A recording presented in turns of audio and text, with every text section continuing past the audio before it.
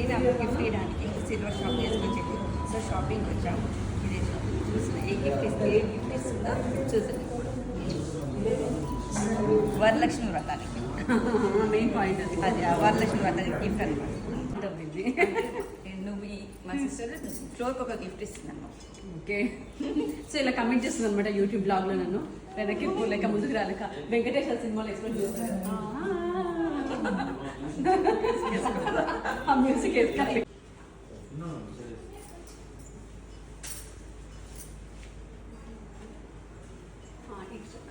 Better మనకి ఇవన్నీ కాదనమాట. మనం ఓన్లీ నెక్లెసా, హారమా, ఉంగరమా, ముక్కు పుల్లనా ఫిక్స్. ఇది ఫిక్స్. ఆడవాళ్ళు ఫిక్స్ అయితే అంతేనండి. మనకి చౌకర్ అనేసి వచ్చేసింది. దాంట్లో ఒరిజినల్గా ఇది డైమండ్ నెక్లెస్ అని చెప్పి నమ్మేస్తారు.